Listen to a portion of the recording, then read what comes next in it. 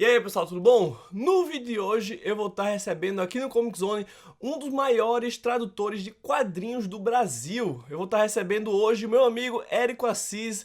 Então Érico, primeiramente muito obrigado por aceitar ao nosso convite. Eu vou começar pedindo a você para que se apresente aos nossos inscritos e conte pra gente um pouco sobre como foi o seu início na tradução. Meu nome é Érico Assis, eu sou tradutor, eu traduzo sobretudo quadrinhos, mas também traduzo outras coisas do inglês para o português, trabalho com o mercado editorial e estou fazendo isso desde 2008, então vai fazer quase 10 anos. Os meus trabalhos estão em 2009, mas já comecei há algum tempo. Eu comecei a trabalhar com quadrinhos como jornalista. Eu faço trabalhos como jornalista também, e eu trabalhei muito tempo no Omelete, na área de quadrinhos, desde 2000, na fundação do site. E a partir do Omelete eu tive contato com gente do mercado editorial.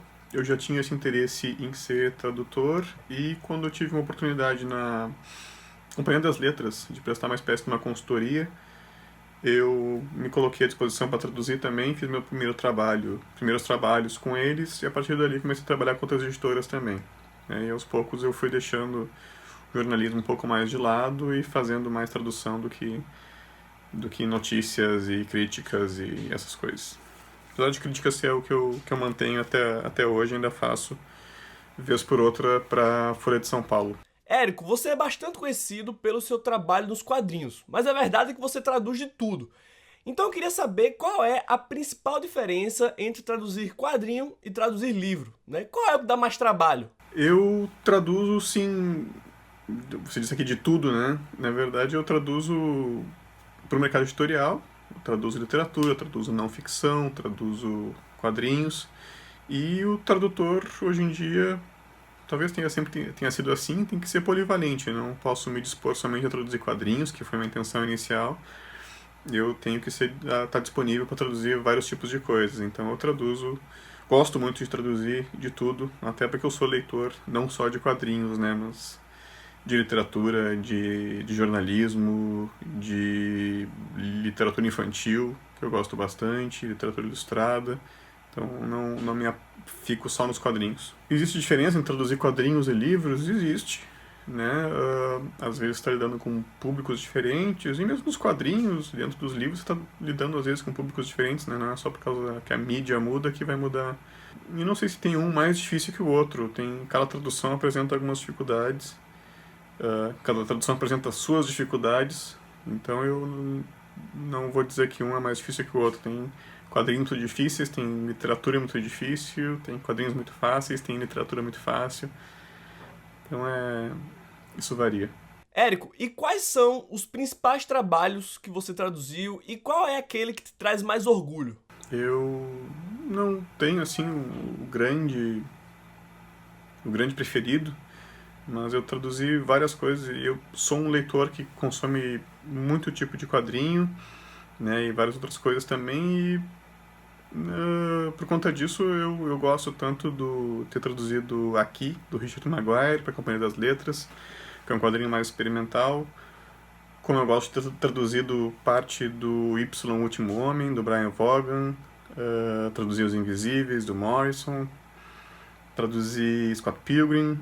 Talvez o meu preferido, que eu mais gostei de ler, não vou dizer que é a minha melhor tradução, mas que eu mais gostei de ler e de participar do projeto, ser tradutor, foi um livro chamado Contos de Lugares Distantes, do Shaun Tan, saiu pela Kozak Naifi, editora que não existe mais, e faz bastante tempo já, né, mas é um livro ilustrado, tem umas partes em quadrinhos, é um dos meus livros preferidos. E quando o trabalho mais desafiador da carreira, olha, tem vários que trazem desafios, e cada desafio é de um jeito. Seja por ser um livro muito grande, seja por ser uma série que vai tomar, sei lá, 6 meses ou mais da tua vida, seja porque tem alguma coisa específica do quadrinho, tipo um personagem que fala num idioma que é só dele, baseado no inglês, você tem que adaptar aquilo para um idioma também só dele, mas baseado no português. Isso varia bastante. Tem uma série que eu passei bastante tempo, por exemplo, foi Invisíveis. Acho que eu levei uns 2 anos traduzindo tudo. Depois teve ainda Patrulha do Destino, também do mesmo autor, do Grant Morrison. E foram duas séries que exigiram muito em termos de pesquisa. Eu tive sorte, assim, que são séries que já tem algum tempo, né, que saíram no original, então já tem muita fortuna crítica sobre elas, muita gente já analisou essas obras, e eu tinha leituras, assim, sobre as obras, não só delas, né. Daí eu pude achar muitas referências que o Morrison usou nelas e entender o que ele estava colocando ali e poder traduzir de um jeito mais adequado, espero. Então, mas cada obra, na verdade, traz um desafio, não é só porque ela tem muita referência, não é só porque porque ela é muito longa. Cada trabalho realmente vai trazer uma novidade para mim. Agora estou traduzindo, por exemplo, uma coisa que eu nunca traduzi, que foi Conan. E lidar com o Conan clássico, né? Conan anos 70, 80,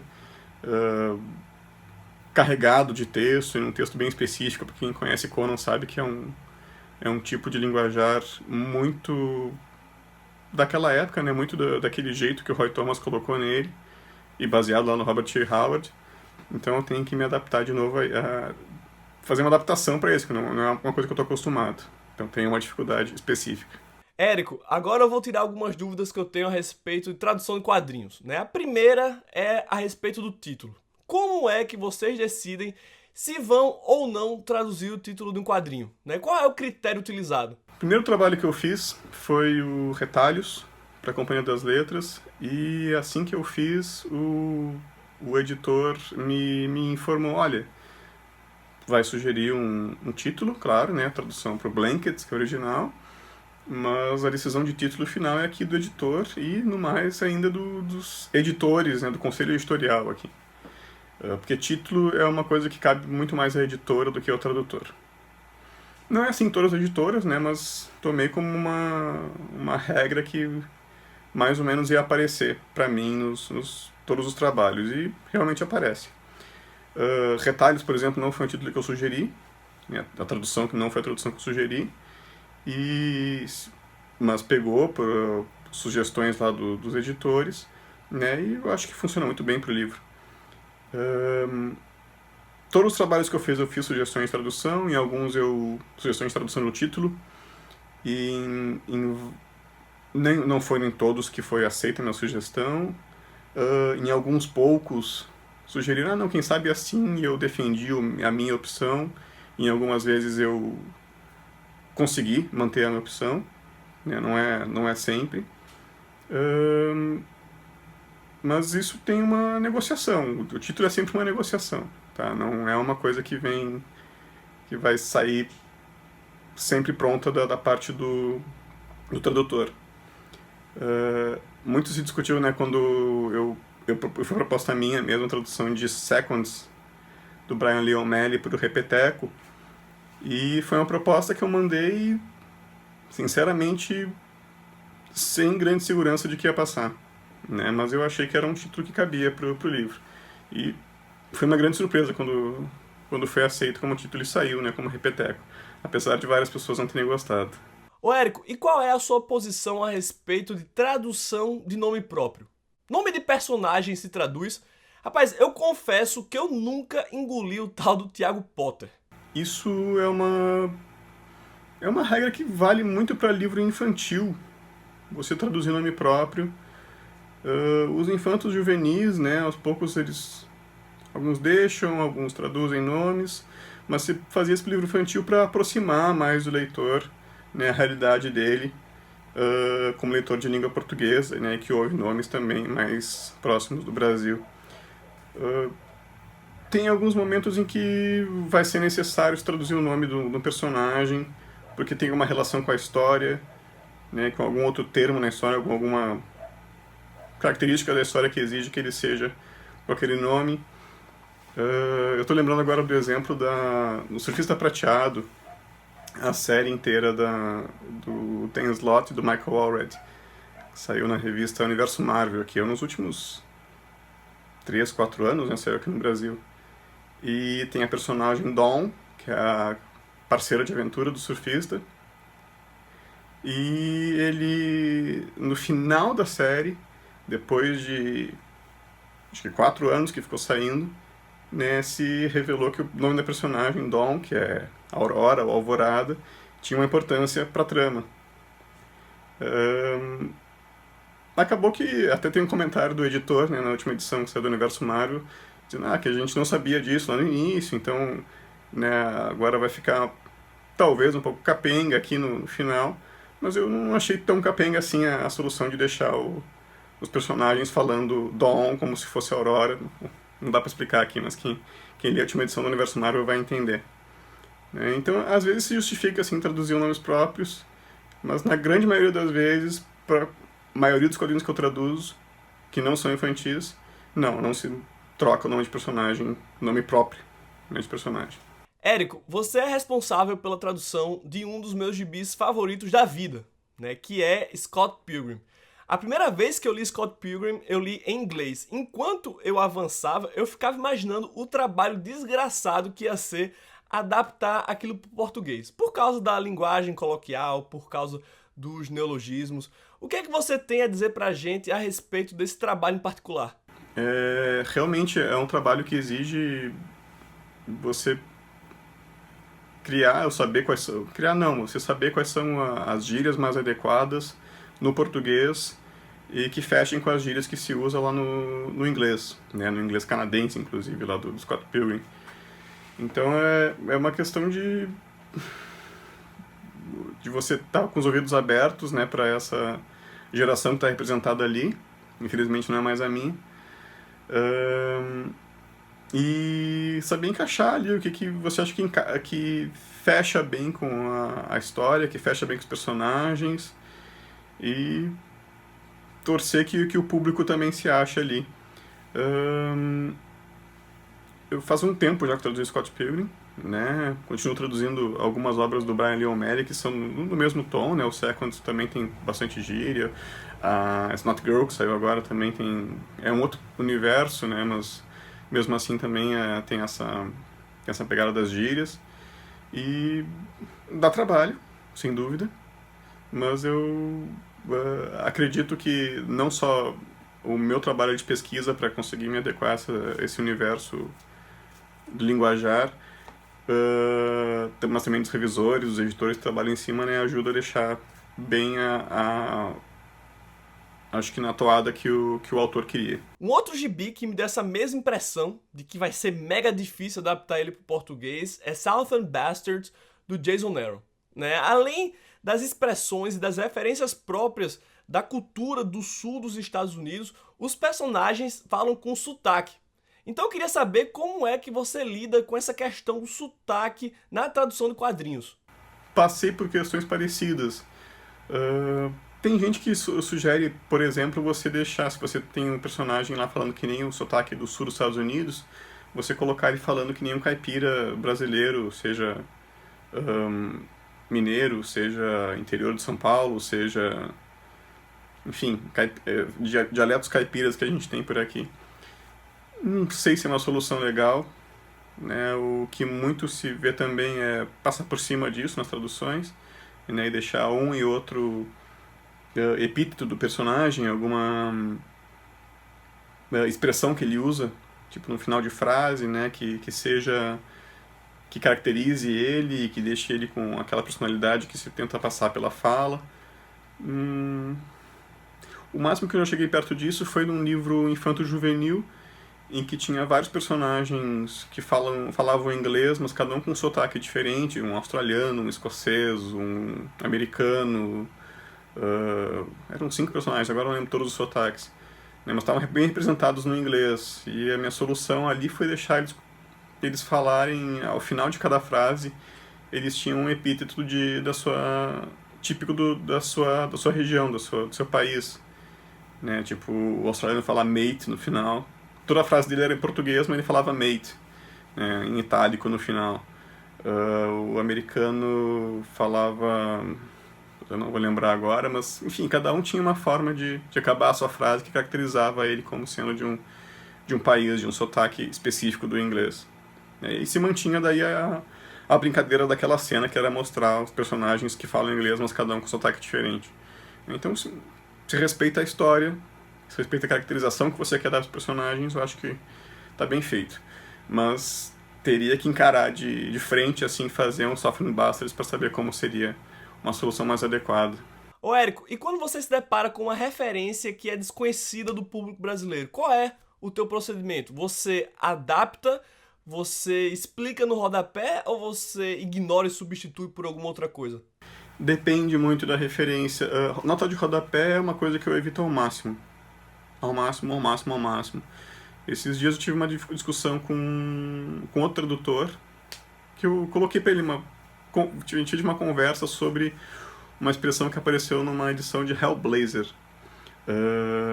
Hellblazer, né, do Constantine, tem personagens, não só o próprio Constantine, que falam coisas típicas de Londres, típicas do inglês britânico de Londres e da zona norte ou da zona sul de Londres.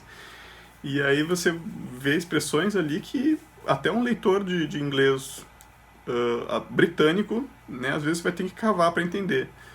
E eu me deparei com uma coisa assim, que era um personagem citando acho que era um jingle de bala para criança dos anos 60 no meio da história. Ele usava aquilo como em um tom irônico ainda. E pô, você cair, entender aquilo ali já é difícil para um leitor lá da Inglaterra, imagina para um leitor brasileiro. E eu fiquei discutindo se eu devia deixar aquilo como estava e deixar que o leitor brasileiro depois pesquisasse, ou se trocava por alguma outra coisa, deixava um pouco mais pegado, deixava a ironia ali clara, caracterizava bem que o personagem estava sendo irônico naquele momento, com uma outra expressão, de repente um jingle brasileiro, um jingle de uma propaganda brasileira, ou se passava por cima, né? E eu acabei indo, nessa conversa com o tradutor, que é o Guilherme Braga, que traduziu bastante Hellblazer, ele me sugeriu, não, eu acho que eu sou contra você manter. Eu estava indo pela opção de manter aquilo lá em inglês, deixar que o leitor procurasse, e ele disse, não, eu sou contra, eu acho que tem que traduzir, acho que tem que ir atrás de uma solução que mostre a ironia do personagem aí, de repente com um jingle brasileiro, e acabei indo por isso, né? Nessa discussão acho que ele me convenceu. Mas tem momentos tipo Violent Cases, do Neil Gaiman e do Dave McKean, que eu traduzi para Aleph. Tem o Gaiman ali colocando, não é autobiográfico, mas é ele colocando memórias de uma infância na Inglaterra dos anos 60. E aí tem uma hora que ele vai numa festa de aniversário e ele toma um refrigerante lá chamado, sei lá, Tweezers ou uma coisa assim. Nem se eu trocar aquilo por Guaraná ou Tubaína, eu tô perdendo a referência a uma infância na Inglaterra dos anos 60. Então eu acho que ali caberia manter e eu mantive. Tem até foi uma edição que saiu com nota de tradutor no final, não é nota de rodapé, né, que eu justifiquei manter algumas coisas, então acho que ali fazia bem a história, fazia bem a narrativa, eu manter aquela referência obscura. Passar por cima é uma coisa que eu não gosto nunca. Às vezes tem que se fazer, tem que jogar para baixo do tapete, né, mas eu sempre que possível tento manter. O que tem que fazer é bem a história. Érico, você começou a sua carreira traduzindo obras em inglês, mas eu sei que agora você também traduz a partir do francês. Qual é a diferença no processo de tradução entre as duas línguas? Hoje eu traduzo também algumas coisas do francês. Saiu também agora há pouco a primeira tradução do espanhol. E o processo, eu expliquei para uma tradutora uma vez, conversei com uma tradutora e ela disse que gostou da minha explicação. Eu falei para ela que a maquininha é a mesma. Você está tentando traduzir alguma coisa, está tentando puxar alguma coisa para o português. Seja inglês, seja espanhol, seja francês, seja o que for, você está puxando aquilo para o português. Então o mecanismo ele é quase o mesmo. O que muda e que é muito importante, o conhecimento que você tem da língua de partida, obviamente, né? Quanto você conhece dos usos, não só que você conhece de inglês ou de francês ou de espanhol, mas os usos das palavras nesses idiomas. Como é que você sabe se aquela fala do personagem é num francês arcaico, se é num francês moderno, se é num francês irônico, se é num francês de registro alto, de registro médio, registro baixo, se aquela gíria que aquela pessoa está falando vem de uma região específica, onde se fala francês. Então é isso que muda, né, quando você troca de idioma, né? Essas características da língua de partida, de usos da língua de partida, que eu acho que o tradutor tem que estar bem ciente para ser tradutor desse idioma. Tem tradutores que vão dizer que o mais importante é você ser um bom conhecedor da sua língua de chegada. Ou seja, se você traduz para o português, você conhecer muito bem o português, isso já é mais de 50% do trabalho. Eu diria que é 50%. Eu diria que é a metade do trabalho você conhecer muito bem a sua língua de chegada. E conhecer bem esses usos da língua de partida, para mim, também é muito importante. Eu sei que você também é um ávido leitor de quadrinhos. O que é que você está lendo no momento e que quadrinho você gostaria de ver sendo publicado no Brasil? Leio bastante quadrinhos, leio desde sempre, né? Aprendi a ler com quadrinhos. Gosto de acompanhar o que sai principalmente em inglês. Estou sempre lendo bastante coisa digital, compro muita graphic novel e teve uma época, inclusive, que eu estava fazendo quase uma consultoria para as editoras, né, de sugerindo obras para elas publicarem.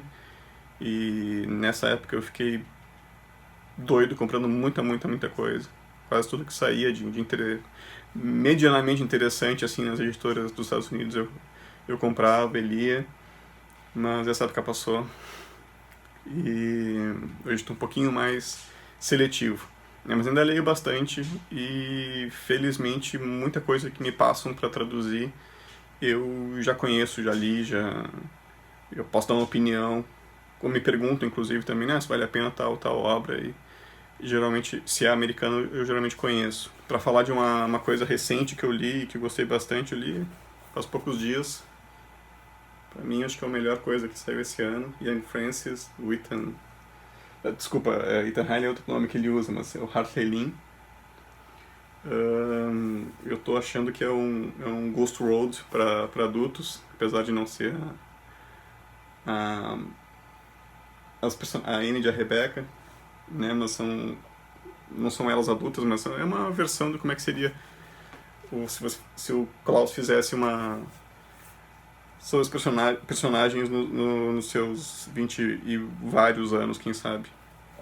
É mundo corporativo, eu não gosto de falar muito da trama, mas eu acho recomendável mais que a pessoa pegue e leia. Mas é a melhor coisa que eu li nesses dias. Eu tô lendo ou relendo Stray Bullets, ou Balas Perdidas, do David Lapham. Tô lendo a série mais recente, tô voltando também à série antiga. Não tô traduzindo nem nada, só leio por prazer mesmo e tô achando fantástico, excelente. A série nova, acho pouco comentada, mas é muito boa. Tá sendo pela Image. Na verdade ela tem um subtítulo, né? Stray Bullets, Sunshine and Roses. É muito boa. Érico, muitíssimo obrigado pela entrevista. Foi um prazer enorme saber um pouquinho mais a respeito da tua história. Deixa aí para os nossos inscritos as suas considerações finais. Para encerrar, eu agradeço de novo o convite. Eu diria que, de recado final, eu só peço aos leitores de quadrinhos que continuem sendo leitores e continuem sendo consumidores ávidos de quadrinhos. Gastem bastante em quadrinhos. Eu acho que o mercado está precisando de mais gente comprando quadrinhos, né? Mais gente lendo quadrinhos, sem dúvida, mas mais gente comprando, gastando, investindo o seu dinheiro mesmo em quadrinhos, né? E comprando coisas variadas, não ficando só nos super-heróis, ou só no mangá, ou só no graphic novel, ou só em... Mas variar, tem muita coisa legal em todos os gêneros, em todos os segmentos do mercado, né? Eu tento ler de tudo um pouco e... ler autores nacionais, ler autores brasileiros, ler autores espanhóis, franceses, japoneses. Tem muita coisa interessante para se ler e para se gastar. Então gastem bastante, preferência até no mercado nacional. Tudo que sai por aqui, tem muita coisa também saindo, muito boa. Acho que é isso. Obrigado. Então é isso, pessoal, espero que vocês tenham gostado da entrevista. Como sempre, não esqueça de deixar aquele bom e velho joinha, se inscrever no canal caso ainda não seja inscrito e compartilhar esse vídeo se vocês curtem esse tipo de conteúdo, beleza? Agora eu vou ficando por aqui, um grande abraço e até o próximo Comic Zone.